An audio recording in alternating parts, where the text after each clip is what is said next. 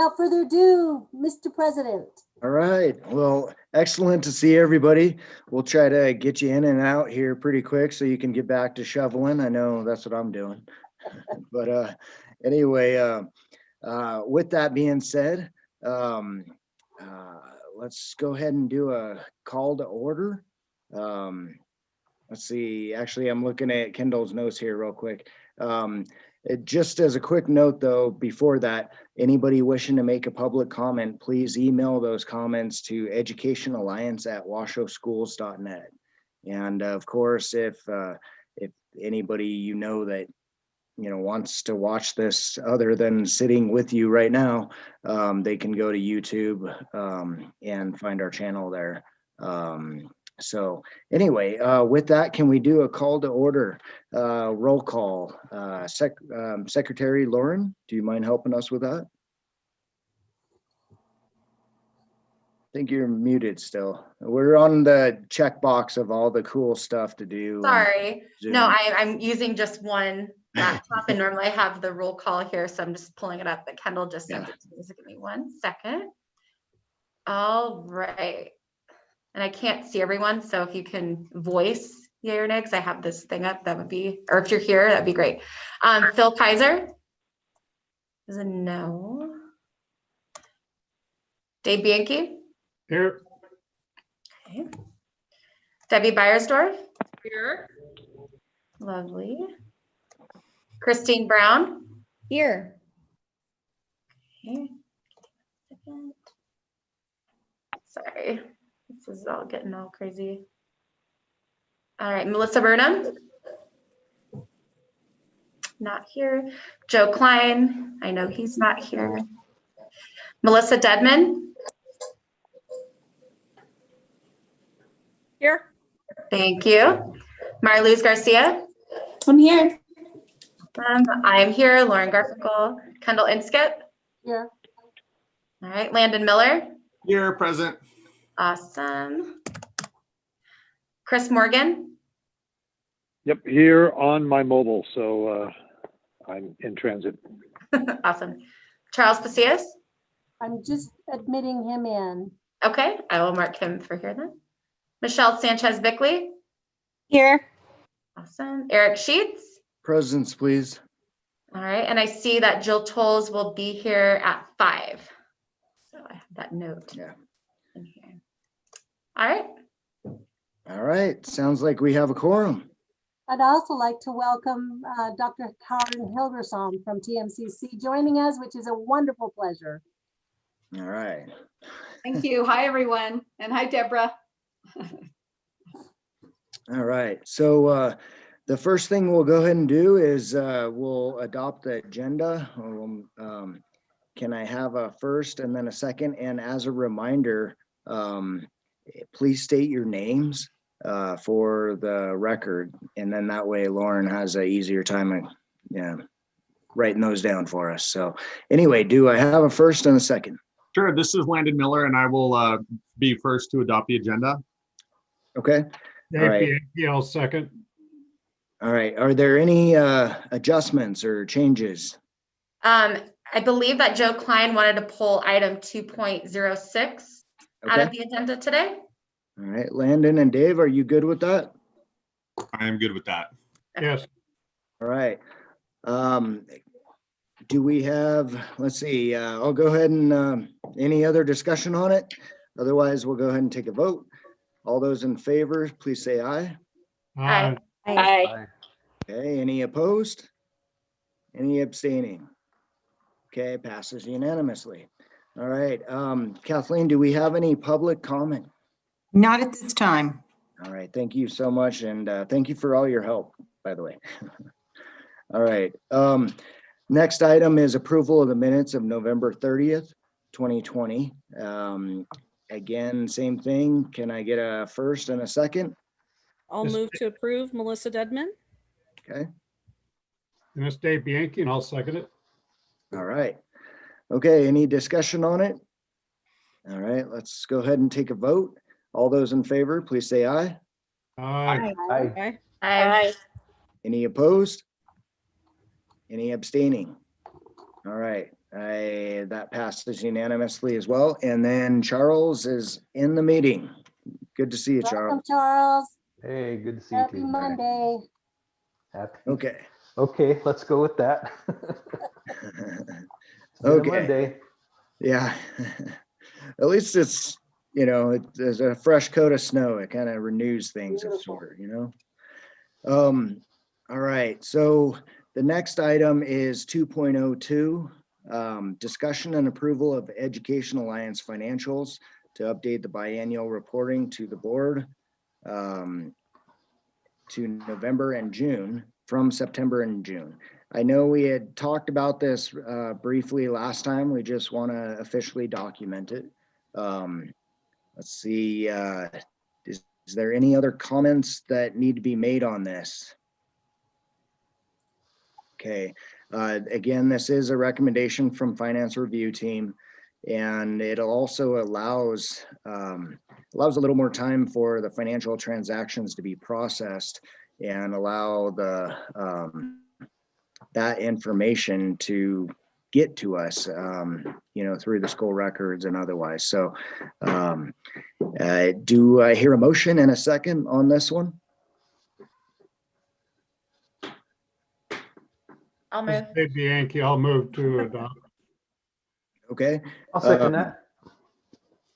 You good with that, Lauren? Yeah. All right. Okay. Sounds good. Thank you. Any discussion on that? Okay. I know we talked about this a bit last time. So anyway, all right. All those in favor, please say aye. Aye. Aye. Bye. Hey, Aye. any opposed? Okay. Any abstaining? All right. Passes unanimously again. Did we catch So- the second? I don't know who the second was. I wrote it down. Maybe Lauren, you got it. I'm sorry. Oh, the second was, I believe, Charles, I believe. Charles. Got it. Sorry, I was muted again. And I can't see my mouth. I'm Have trying to to wear lip these read. in here, so. All right. Okay, so that was 2.02, 2.03. I'll hand this over to Kendall, but it is an update and discussion on the distance learning laptop drive and an update on technology, fundraising, sponsors, and goals. It's for information and discussion only. Kendall, would you enlighten us, please? Yes, I'm super excited to give you a rundown. I did email you a document, kind of a donor analysis. I want to give Brittany a shout out for pulling together this data. I'm going to share my screen with you so we can just take a look at it together. It's amazing how the laptop drive has resonated with our community. I've said it before, and these statistics will show you how indeed they did impact our fundraising for this effort, which we reacted to very quickly when the world shut down in March and launched the laptop drive on April 1st. I will just go through each of these. The total number of donors for the laptop drive, again, so that we could purchase laptops for students who did not have one, 165 total donors with just 12 repeat donors. So that shows you kind of the new donors to our realm of existence in our sphere now, which is pretty impressive. The range of gifts went from $5 to $144,720. I hope you can all see that. We'll dig into that just a little bit deeper, but someone sent a $5 online donation, and to me, that's just as meaningful as the big donations. The big donations are pretty impressive as well. The types of donors, 128 of those 165 were individuals, about 77%. Total number of first-time individual donors, 117 total, and they donated about $206,000. The average size is $1,500, but we decided because one of those individual donors was an anonymous $100,000 gift, we wanted to kind of look at that. And so the average amount that these individuals gave was close to $800 each that these individual donors wrote a check for or or did online. So I think that's pretty impressive that we have 117 new donors that know about the Education Alliance. I'm sure you would agree that's pretty exciting. The other types of donors, of course, companies and organizations, 37 of them, new ones, 22. And that's about 60% of all of the donations that we see from companies that already know about us. Total amount donated, 428,000, just shy, about 67% of the total donations. The average size, about $9,500 from those companies and organizations. One large gift, as you all know, was the Assistance League of Reno Sparks donation. So what we did was pull out that gift. So the average company organization donation, $6,400. I think that's pretty impressive considering 22 of them are new donors. We also asked, as you know, our Run for Education sponsors and donors and grant funders to consider redirecting their funding to the distance learning laptop drive, and 14 of them did. And then the gifts that they gave were 103% higher than they gave last year. So I'm just excited about this opportunity to have kind of spread the word more about what we do. Also to have an opportunity to apply to other organizations and businesses. Total raise since April 1 when we launched it, really it was April 6 because that's when the press release came out, $647,000. Total of 2,148 laptops or computers given to students. They're in the hands of students right now. So I want to thank you all for your support and allowing staff and all of you to kind of pivot really, really fast to make this work in the past 10 months or so. It's just kind of amazing. And I know that the news will come out shortly that we'll have 80% of the goal for the Washoe County School District is to have 80% of the students in every school to have a laptop device, a new one, 6 years or less. So that's pretty exciting. And I think that's all of the high schools, and then the elementary schools, I think it's going to be at 50%. New devices, 6 years or less, not meaning that only 50% of the students have devices, just that they're new devices of 6 years or younger. And that news I just got just last week. So that's kind of exciting as well. So while the district is not a one-to-one, which means every single student has a device, it is definitely technology rich. And I know that the technology strategic plan will be presented, I believe, tomorrow, right, Debbie? Dr. Chris Turner, being the chief of IT, is going to kind of lay that plan out. Yeah, correct. He's up for tomorrow. Really focusing on how we sustain. We have all these devices through Education Alliance, through federal stimulus funds, other donations that have come forward. But then how do you sustain those devices, moving forward? And then also too, how do we ensure that teacher and other staff devices also go through a refresh process? So Chris is going to be talking a bit about that tomorrow at tomorrow's board meeting. Wow, that's amazing, everybody. Kendall, great. Brittany, thank you so much for putting that together. That's an awesome piece of information as well, but it shows, I know we talked about this in the exec meeting, it shows the awesome work that our community is doing. The Education Alliance is helping to spearhead on this, but again, it doesn't even need to be said, but I'll say it anyway. It's all about the kids, and with the kids being able to have the access, it allows them to continue right now in these difficult times. And Debbie's right. I mean, the next big step is making sure that the teachers have what they need and the applications are there. So there is still a lot to do, but wow, you guys have done an amazing amount, and I just want to applaud you all. This is brilliant. So good job, team. It's nice that we're so nimble that we're able to do that, Eric, and thank you for, we can make those decisions and turn around the equipment and so forth. And it's super exciting. And you're right. Next to sustainability, Wi-Fi, continued Wi-Fi, and it's a national issue. And so we'll be monitoring legislature and hopefully other funding stimulus money that's coming down the pipe. Excellent. Again, great job, team. So as you did mention with pivoting, being able to pivot was critical in this. And again, that was something that I think, our organization was able to do.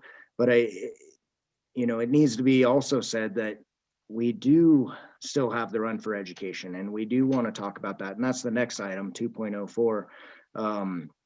So anyway, there's going to be a lot to do. There always is a lot to do, but I'm going to have a big request to the board here. We won't make a decision right now, but I'd like to make a decision by March, if the board is amenable to that, because right now is when we basically have to have stuff locked up. We have to have our sponsors knowing what they're getting, so that when they're paying, they're understanding that it's a meeting of the minds. Venues, t-shirts, there's all kinds of stuff that's involved, but it basically is contingent on being able to do that pretty quick. So anyway, if we don't do that, I know we've also brainstormed for this year. I know we've brainstormed about doing an alternative. I know there was some discussion that I was excited about maybe doing a Zoom physical education thing, things like that. But basically, I want to make sure that everybody has an option or opportunity to pipe in on this. This is a critical thing. Again, we want to do something that helps the kids. We want to hopefully push physical education and needs of the school district, but we also have to make sure that we're following guidelines of the governor and the school district and so on. So anyway, with that said, I'd love to have some discussion on that. From that, anybody want to take the floor? I just make one little quick mention along those lines. I went ahead and secured a permit for October 24th. We haven't had to pay for it yet.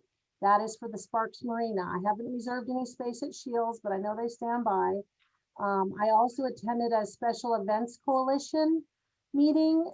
It's the cities of Reno and Sparks. It was last Friday. Really didn't get much out of it because everyone's kind of waiting and seeing as these vaccines are rolled out and so forth. Some of the April events in May even are still staying virtual. I saw that the air races are still on. I don't know about the rodeo. I don't, June, we have till October. There's another one of these meetings on February 19th. So we're kind of, I think what Eric said about really having the deep conversation and making a decision in March is probably a good timing. And Debbie, maybe you can jump in too, because we rely on teachers and run coordinators in the elementary schools. We had 90 schools last year, and 3 of the 4,000 runners were students. And so we don't want to overly burden teachers and schools. So that's kind of about where I'm at with it. All right, thanks, Kendall. I can, I can jump in with a few thoughts, but, I can share with you that, and if you're watching the board meeting tomorrow, you'll hear this in several of the presentations, that the school district is operating on an assumption that the vaccination is moving through the community at a good pace, and that current social distancing requirements and other safety social distancing requirements, I should say, are relaxed going into next school year. So for now, our elementary schools operate at a 3 feet social distancing requirement, and that allowed us to get all the kids into the building that wanted to be in the elementary school buildings. At the secondary level, we could have kept 3 feet. We would have been allowed to keep 3 feet at middle school, but we chose to move to 6 feet at middle school. And then high school had to be at 6 feet. And these are directives, right, that came from the office of the governor. And we weren't able to get all kids into middle and high school. So that's why we have the hybrid model. at secondary. So the assumption is that the 6 feet social distancing will be relaxed, if hopefully eliminated by then, by the time of the school year. But that would allow us to get our middle and high school students all back in the building 5 days a week. And there's a presentation, just kind of sidebar to this tomorrow, a presentation and a recommendation to make North Star online school our distance learning school for next school year. So it would come up out of the traditional schools and move to North Star. So anyways, I share that with you because, we're trying to make our very best guesses or assumptions about what the school year will look like next year. And a lot of that's dependent on how we fund schools, how we project enrollment, how we staff them up with teachers and secretaries and administrators and that. We haven't started to dive into large activities or events, though we've got to start planning soon for graduation ceremonies that would happen in June. And we're pretty much going to, unless something's happened in the last week or so, pretty much the plan will be that it won't look like it has in past years at Lawler. And that's June. So we're coming up with plans there, but we still are under directives for transportation. So how many students we can have on a bus. How many kids in one space? We can't go over 50 right now. We're still operating under that. But again, the assumption that will change maybe going into August, hopefully going into August. And the run is in October. So, but there's a lot of planning. I mean, I got to see firsthand the last couple of years working with Kendall and her team and all of you, there's a lot of planning that goes into it. And at some point, and I think maybe Eric, this is what you're talking about too.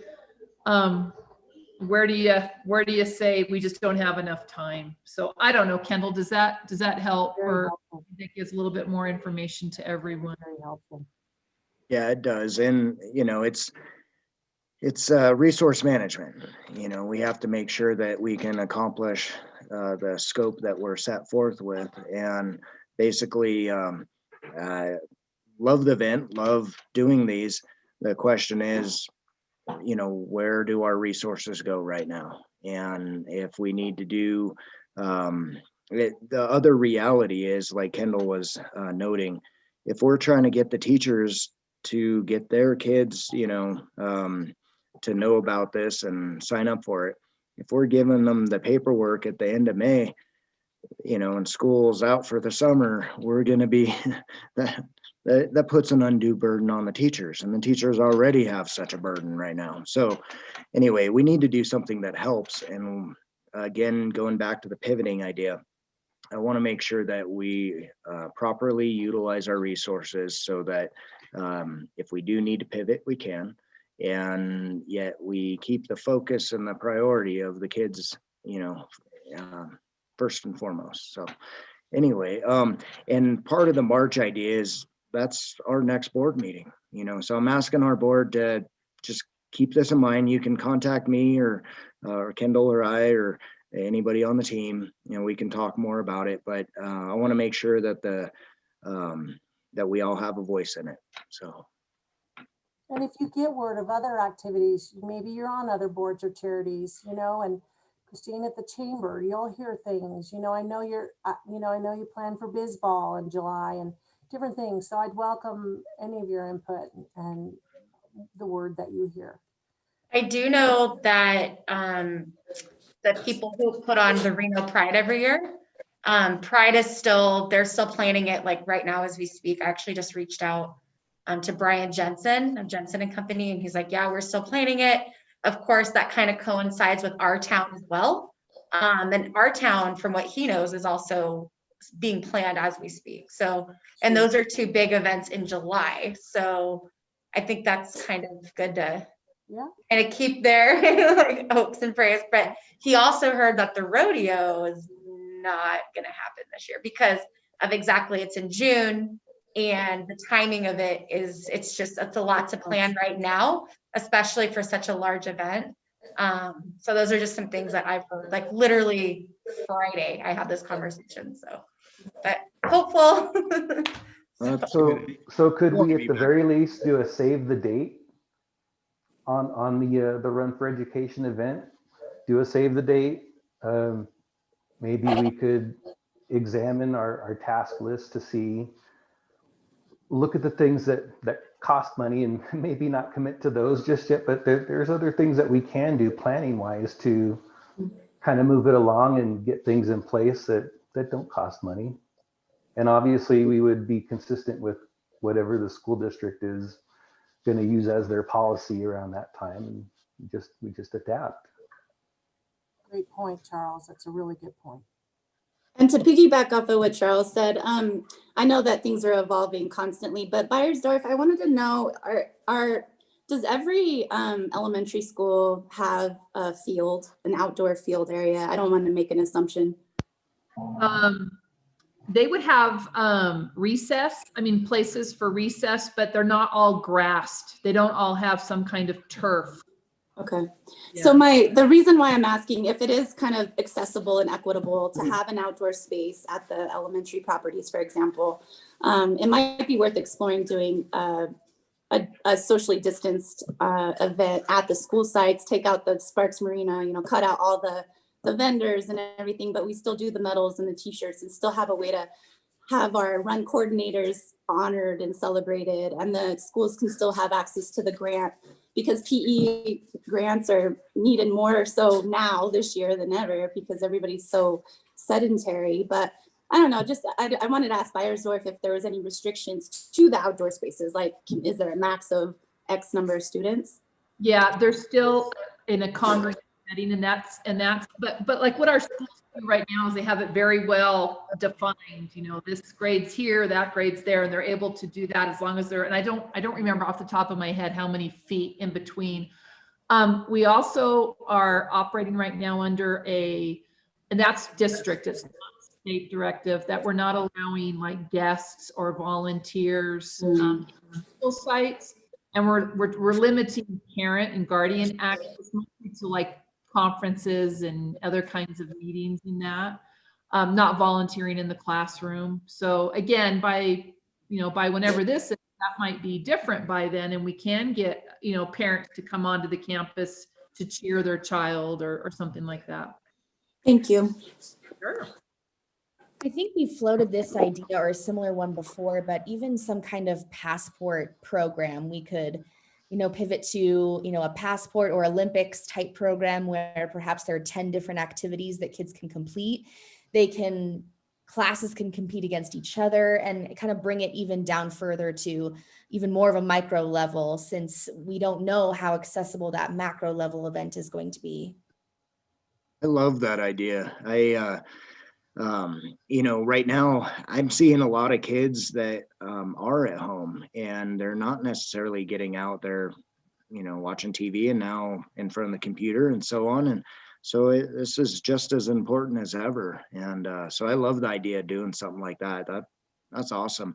I know the church I go to, Living Stones, right at the beginning of each service, like Sunday school, if you will, they actually just do physical education. They get them up doing jumping jacks and stuff like that. And it's pretty funny to watch. But anyway, I think we could do something very similar. And if it's something that the kids could, repeatedly use as well, I think that's pretty cool, Anyway, I would certainly want to hear from some of the teachers what they would like to see as well. I think good for our March meeting, actually, to have in our back pocket, like, their event preparation insurance that makes sense for us. We try to go for it. Sorry, I'm having a tough time hearing you, Chris. I don't know if that's mutual. Can you hear me now? There we go. Oh, yeah. Were you in a sleeping bag or something? I'm outside, actually. I had earmuffs on. So apparently earmuffs and AirPods don't go together. Really? So I guess you learn something every day. I just wanted, is there event cancellation insurance that we should look into before March meeting? If we decide it looks good, but obviously we may be taking on some financial risk. Is there anything the district provides or, a private party that we could look into that if we decide to go, but still have to cancel, that we could just reduce our risk a bit? I mean, I can talk to each one of our vendors, that we utilize. My biggest concern also is some of those vendors may have some issues with helping us, but like Mary Lou said, if we can do it kind of more at a school level or at an individual level or something, still do medals and t-shirts, I mean, that's certainly something to explore. Again, I haven't paid anything for a permit with the city of Sparks, but yeah, that's definitely an issue. But of course they have dozens of other events at the Sparks Marina that I know they're trying to be, and they were very kind about it last year, but I'm trying to think, Brittany, I'm trying to think of other vendors that we would, really kind of commit financially to. T-shirts have to be ordered 30 days before. That means we have to have all the sizes in place by 30 days before. We have, medals, same thing. That's why we can't do it, sooner, we can't cancel after like July really, because by then we have a lot of things already purchased. So I'm hoping that's enough time for us to make a decision. Yeah, and I think lining up financial sponsors, let's just say we decide to go forward and then for whatever reason have to cancel. I guess it's just a matter of asking them if they're willing to roll their donation over to the following year.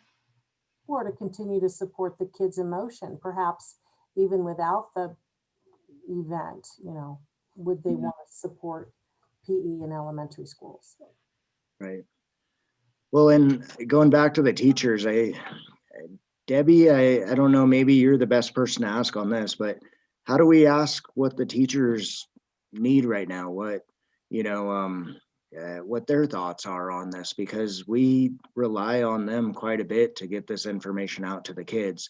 And, Christine mentioned the passport program. I like that. Maybe going back to what Brittany is saying on sponsors, if we have a plan A and a plan B, and maybe plan A is running the whole normal event, plan B is running passport or something. I don't know. I'm just pitching something from what I've heard.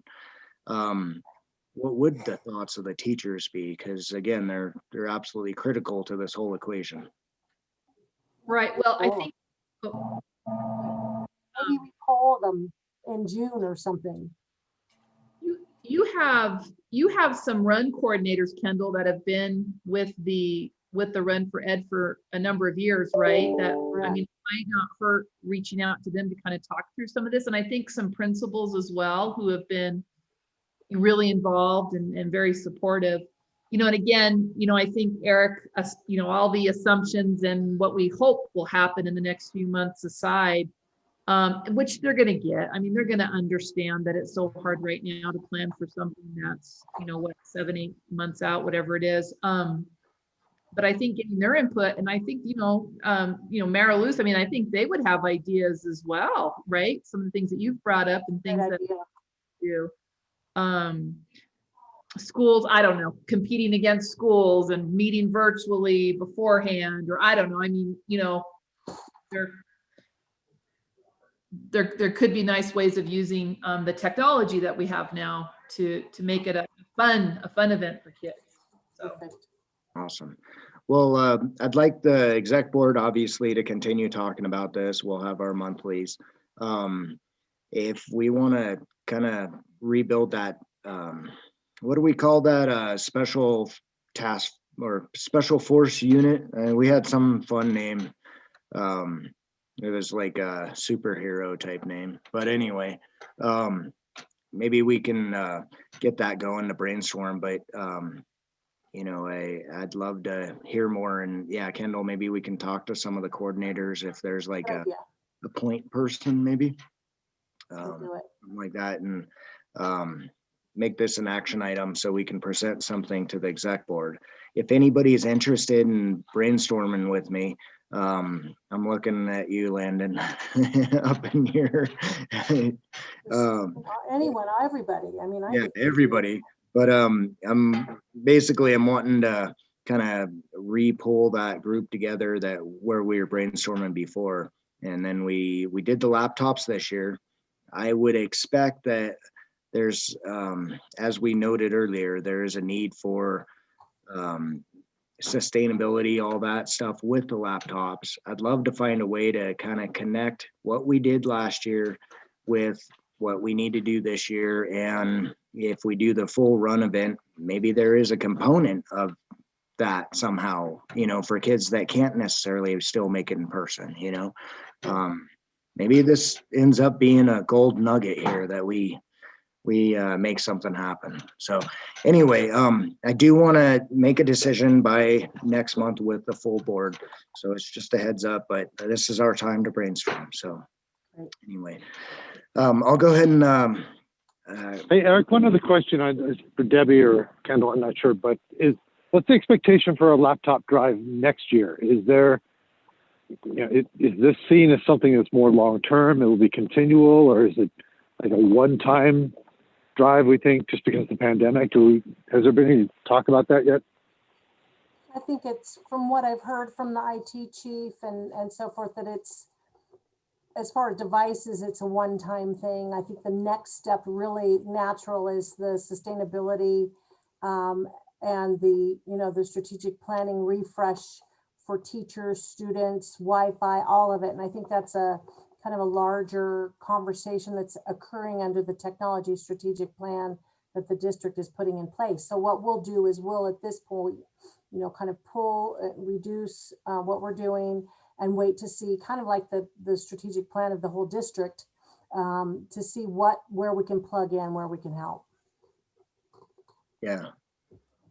I think, Debbie, if you have anything to add, but I think it's, we got the tools into the hands of the families and kids, helping them with that. Now a lot of them need to learn how to use it, and I'm guessing that's where we can assist. And if we do an event, maybe some of that thought process goes into, how do we encourage people to get online or whatever it is, so that they know how to get to those functions.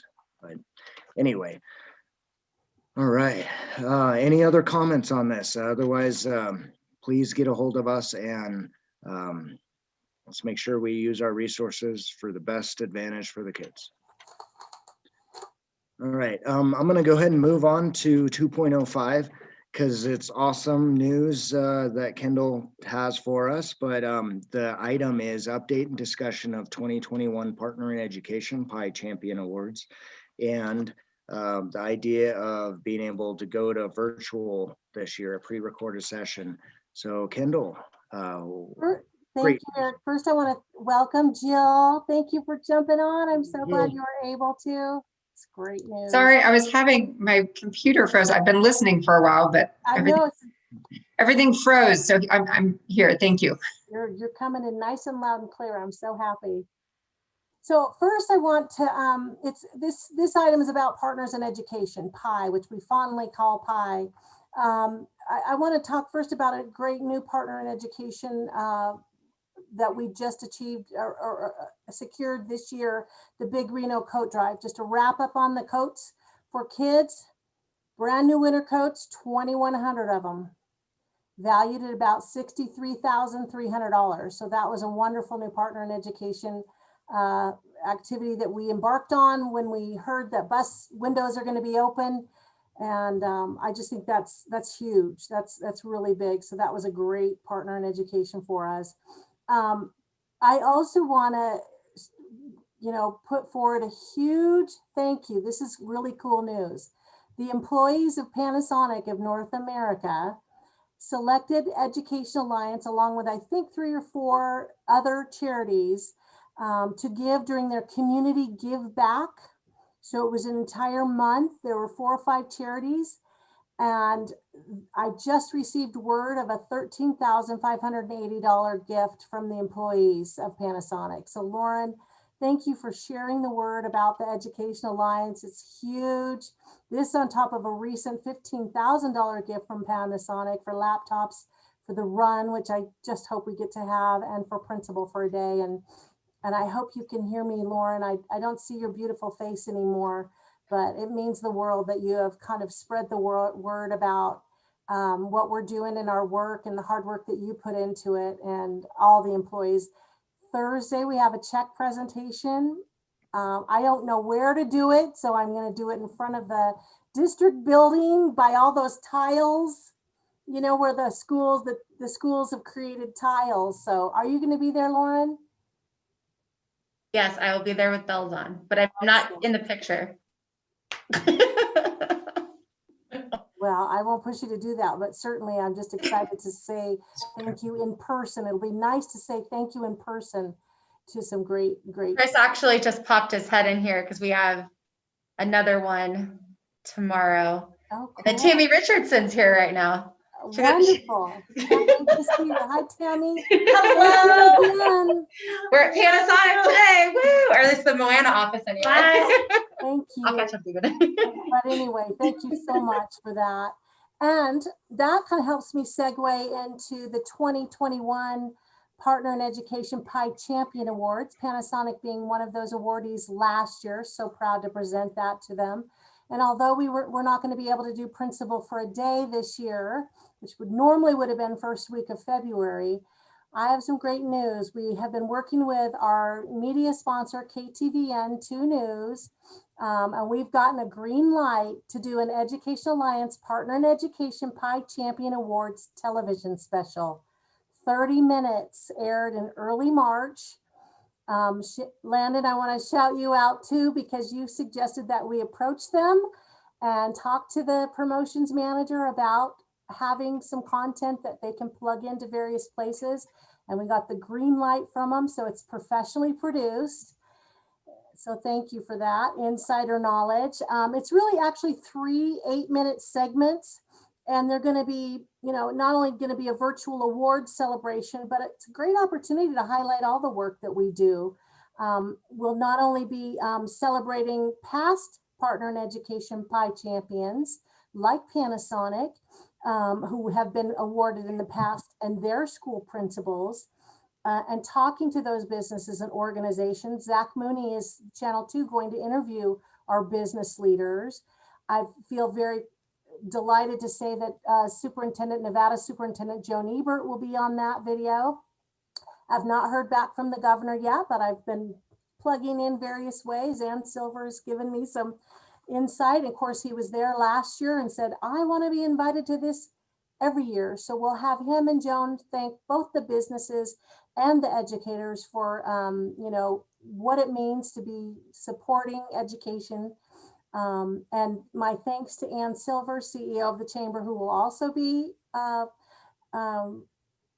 shouting out and interviewed for that video. Also, EDON leader, why is education important to our future workforce and that sort of thing, why education matters. So we get to have those things.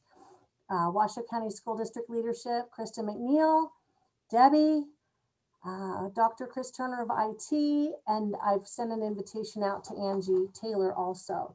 There will also be a segment highlighting educators to be played at the Washoe County School District Administrators Quarterly meeting. There's usually around 200 plus leaders, their principals, their deans, their chiefs, their department heads, and so forth. Because we want to celebrate the principals, because of course it's a two-way street. You know, it takes both sides, the businesses and the principals, to kind of open their doors. And I can't say that anymore, but before they could throw open their doors and welcome partners in ed. I am putting forward to you an idea of recognizing those star companies and organizations that came forward at the distance learning laptop drive. So they don't know who they are yet, but I'm proposing that those and our exec team proposes that we recognize those distance learning laptop drive partners. That will be announced probably in the next week. We also have another program that have pivoted. It's a foundation that has pivoted in helping teachers with virtual streaming and other content with about 40 or so of our partners throughout the community. So we want to make sure there's acts of educator heroism, outlined on that, the impact of community support. And we just really focus on the heroes for the laptop drive who really went above and beyond, while also highlighting past winners. How we mobilized. The anchors at KTVN will be kind of, introducing and being the MCs of that special. And then there'll be a wrap-up segment also, which will also include a tribute to Brent Boynton. And we also want to announce a new Education Alliance Pi Champion Award called Brent Boynton Partner in Education Lifetime Achievement Award that we will give in 2022. And that's an opportunity for all of us to kind of shine. And I'm just super excited. I think that anyone that wants to, send in, we're going to actually invite selfies also from all of you, from some principals to say, why is it important to support education? Why is it important to work with Education Alliance on some of their programs to support education? So you'll get more information on that, but I just had to share that with you. It's pretty exciting. That is awesome. I love that, especially that last piece that you mentioned. It was very cool. So anyway, tons to do there. And again, yes. Principals and our partners, these are critical relationships that we want to make sure that we maintain. And, we've, I don't know if I've mentioned this to everybody on here, but I'll say it now. Like, how cool would it be if we were, how everybody gets so excited about West Texas football. How cool would it be if our whole community got so excited about schools here that, it was what everybody just got proud of, and I think we can do that. I think we're all here. We're all part of that. So anyway, those relationships are how we can make more of that happen. And you guys have all helped to foster those, nurture them, suggest them, and it just means the world that you're right there committed to doing the same thing. And another item I wanted to just mention, Eric, I think I've mentioned it to you, but on March 30th, we will be presenting to the Washoe County School District Board of Trustees. And probably, as you know, there are 3 new trustees. And it's basically to share the information about what we do, the kind of impact that we make. It'll likely be virtual. As far as you all watching, I think that they're now meeting in high schools. So Eric and I will present, and I usually invite all of you to come and give us moral support, but unfortunately it's, I think there's some space limitations, and this is March 30th, so it's probably still a little bit soon, but we're excited to share that information with the Board of Trustees about what we do and what we've done. And I'd love your ideas. And maybe Jill, you have an inside with the governor. We'd love him to make comments to thank both the businesses and organizations past and present, and to celebrate the educators. I've sent an email to Scott, I think it's Gillies, and I've also done the official, sign up, but it's for an appearance, which obviously it's not for an appearance, but I still put the proper paperwork in there. So anyone here that has any pull with the governor, that'd be lovely. And Zach Mooney, who's the 2 News producer and promotions manager, will go to Carson and film them. So we'll try to time that around Joan Eberts as well. Excellent. Yeah, and maybe I'm wrong. Go ahead. Oh, sorry. Go for it. Have you reached out to Madeline Burak? I think No. she's now handling communications for the governor, and happy to make that connection for you. I would welcome it. Thank you very, very much. Sure. Excellent. Yeah, it might also be kind of cool to see if we can talk to the senators and maybe one of them are up for it. I know Rosen's doing some stuff for the north. I think Masto is focusing on some southern stuff. But anyway, just another idea. And I gotta imagine this administration in DC is going to be looking at a lot of educational type stuff, and more we can connect with them, the better as well. Definitely.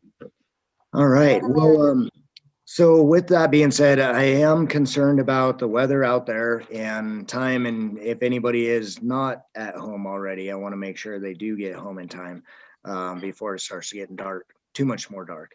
But we did pull 2.06. And so we'll go ahead and jump into closing items. The next meeting, while we wanted to do it in person, obviously, we'll go ahead and shoot for Zoom again. That'll be March 29th, 4 p.m. And then Kathleen, do we have any public comment? No, we do not. All right. All right. Well, with that, I'll go ahead and adjourn the meeting. I want to thank you all for all the great work you do and